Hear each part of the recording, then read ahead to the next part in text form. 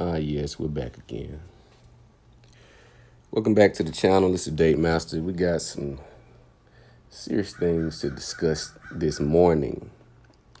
For those of you who I'm sure everyone knows by now about the Buffalo hate crime, well, act of terrorism that took place by this Caucasian male you see here in the thumbnail. I'm going to get into racism in America. Again, we're in 2022. We're also going to get into some conspiracy theories. I said I was going to get into that conspiracy theory lane a little bit more because myself, in my humble opinion, if you're not a conspiracist or a conspiracy theorist, your intelligence is not very high, because conspiracy means it has many definitions in a sense. So the theorist part is when things don't add up. When two things align, a coincidence is a very, very rare phenomenon. So by definition, you can consider it an act of God. When two things that make sense happen unplanned, like running into an ex, after so many months, or like seeing an old manager and you're in need of a job and you just so happen to run into him and you get to conversating and he said, hey, well, I got a position that just opened up. It is a sense of serendipity. But again, conspiracies on the other end is more so when it involves, let's say, a death, a market fluctuation that, it's a lot of things that go into play that you question. That's all it is. You question things that don't line up and you do your own research and you see what does line up and make sense. And you formulate your own, again, theory as to why an event has taken place, will take place, or, et cetera, et cetera. But we'll get into that. I do want to make some points in regarding the shooter. And I don't even know his name because I didn't really get into the news article, and I'm gonna tell you why I really did not follow close on this yet, simply because this has happened many a times, and I've come to the realization that, again, you have the groups like Black Lives Matter who has not spoken about it, has not caused any outrage, has not tried to acquire any type of funds for the victims of this shooter.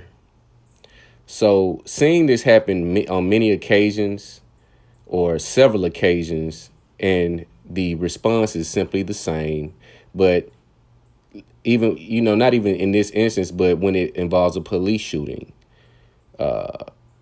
even when it involves, black on black crime, in quotes, because black on black crime to me is technically not a thing. Crime happens usually in the area that you have the closest proximity to the next. People don't drive 48 minutes outside of their neighborhood to go cause crime in other places. They don't do that. So what I'm simply saying is that you see this story where you see people dead, innocent lives taken. You see a lot of crying, and then you see this fake outrage, and it's only temporary.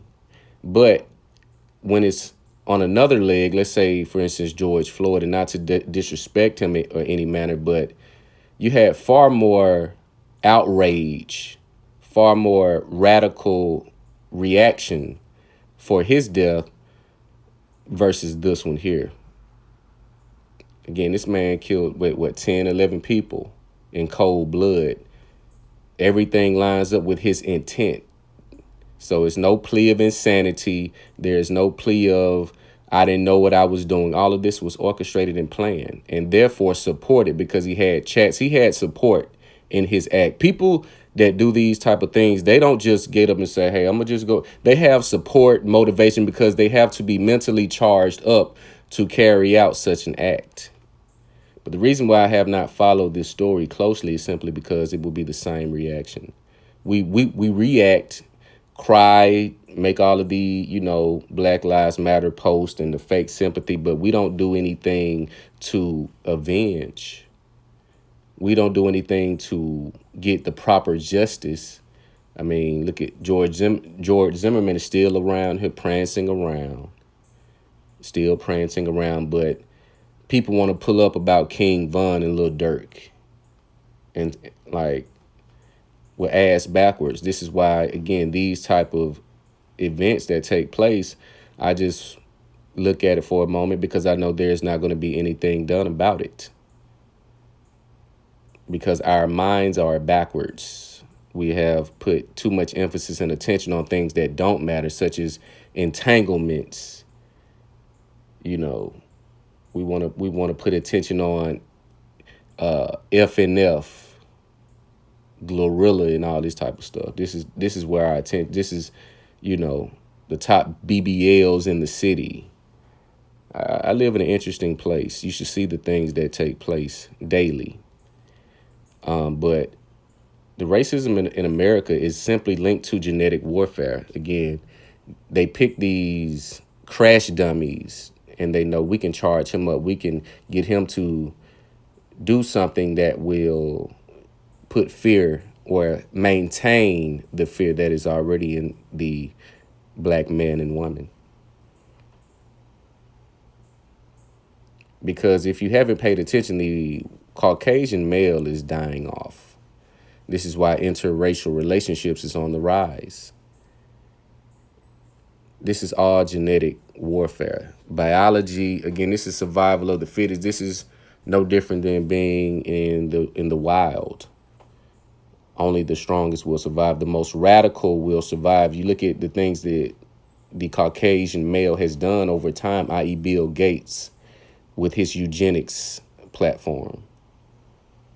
You go into Africa to sterilize and do all of why you just so happen to go to the place of origin, which is Africa. You know, you have this eugenics movement. You have a bunch of this biological warfare that has been taking place for quite some time. When you go back to the HIV epidemic, Ebola, all of these man-made viruses that are designed to control a certain population. Because if you haven't noticed, black man can procreate with any race of women on this planet because we have the dominant genes. So you see these acts and think that is rooted in racism and hate. This is genetics. It is not that I hate how you look. All of the genetics are shown on the physical. When you look at the black man and his design, normally he's athletically built. He's naturally more muscular. We're laying the BBC. The pipe game is theirs, and the threat is imminent. That is what this is about. This is still occurring in 2022. Now, let's see how these two correlate. Let's look at the Kevin Samuels death. Now you're seeing and hearing about, you know, faulty information from this woman. Again, meeting a woman the night before and then having her spend the night and you pass or you expire simultaneously, that is a rare coincidence. You have to look at Kevin Samuels' message, what he was conveying in his purpose, his pretty much his stamp. And he's still stamped today. People are still replaying his videos, still replaying his concepts and ideas. He won't be gone anywhere anytime soon. But for those of you who do feel that his death is a conspiracy, in which I do, this is foul play at best. You must ask why, because people must understand, people that have a certain voice. You go back to Malcolm, Martin, Dr. Khalid Muhammad, so many others, Fred Hampton. They had a lot of political figures, and Kevin Samuels may have not been a political figure, but he was a social political figure. He was into social politics, which was the interactions and the dynamics between the black male and female for the most part. Yes, he spoke to other races, but in particular, because we have a specific problem in the black community, his target audience was black women. So he was a social political figure because, again, he was into the social politics of the today, the woman of today and the man of today, and getting our affairs back intact. Because if you haven't noticed, there's a lot of destruction that is taking place in the black community when it comes to teen and child death. Teen and child death, or anything dealing with the child, is a direct reflection of the parental structure in place and the environment in which those children reside. If you see your child is into any type of violence, fighting, shooting, any type of criminal activity, that is a direct reflection of your parenting and the style of parenting you chose to use. There is an epidemic of child death and neglect and so many other things that have went under the radar. This is a direct reflection of our economic base, our moral fiber, the policies and the guide. See, certain cultures, they, like I said, they have boundaries in place for a reason. They don't have boundaries in place just to exercise power. They know setting boundaries keeps it keeps things in order. It keeps things rolling at a certain pace. It keeps certain production levels high. But in our communities, we think we can do whatever we want. And on the back end, again, we can go to church on Sunday and get a shower for all of the evil things we've done the previous 6 days. We can just go to church, get a shower, okay, and then back to doing the bullshit. If not the same day, the very next day. We don't have any systems in place that have firm policies outside of the jobs that we work at. We will abide by every single rule in that job to make sure that paycheck keeps coming in. You'll see black women giving the best behavior, attitude, physical appearance that they possibly can to keep that job for that white male. But when it comes to their men in the relationship, it will be nothing but disrespect. So the conspiracies that you see how feminism and the intentional indoctrination of the modern woman plays into Kevin's demise, because he was speaking against that. He was speaking against the independent woman mindset and the I can do both, meaning I can be a man with a vagina and a woman, a submissive, feminine, supportive woman that will not, put too much on my husband or my man, because he will ultimately have a burden of performance that he cannot fulfill. This is why now the message is for men to better themselves and to be very particular and to be and stay dangerous. See, we walk around, a lot of times, you see us partying and, I go out and kick it, but my head is always on a swivel. It's always on the swivel to make sure you have to pay attention. I wouldn't say be paranoid, but pay attention, because again, this Buffalo, these people are in the store just doing their everyday, shopping. I'm gonna go and cook some, some chicken. I'm gonna bake some chicken. I'm gonna do some spaghetti tonight, and all of a sudden they're fearing for their lives. So we walk around too docile. Again, we have a lot of men and women that are out of shape. If things were to pop off, it's a wrap. There won't be no running for cover. You're going to be out of here. So when you see these conspiracy theories or things that don't align up, you do need to question them, because, again, it speaks to your intelligence. It speaks to your independent thought, that you just don't go for anything that you see on the news. You don't just take any headline that they choose to put out and use it as law.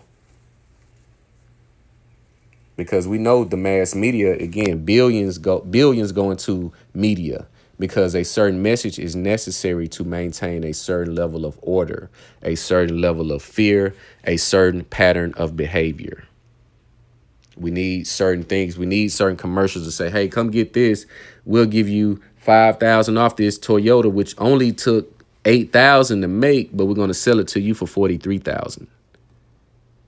And you go, yeah, I do need a new car. Yeah. You don't see commercials, certain marketing, because 70% of marketing and advertising is catered to women. All of these things go hand in hand. The independent boss chick, you look at what's being marketed to her, the Benz, the lifestyle, the trinkets. You have all this advertising going strictly to the female because they know the female is going to spin off emotion. It gives her a feeling once she purchased something she feels no one else can afford or no one else has. This is why the independent woman is pushed in the predominantly black community, because we have the most emotional damage and we seek the most materialistic items to fulfill the voids that we have from not having a father, having a toxic relationship with our parents, a mother, father. It goes both ways. But all of these things go in hand. So when you see things that don't add up, do the research. And then if someone calls you a conspiracy theories, take that as a compliment, because that means you question things that don't add up. But again, for us black men in America, to see this shooting, and women to see this shooting in 2022, this is a omen to the fear that is lingering, the fear of the black planet, because dynasties only rule for so long. Order always resets itself. And when you see chaos, best believe order is on the way. But you guys let me know what you think about this video. Like, comment, subscribe. It's the Date Master.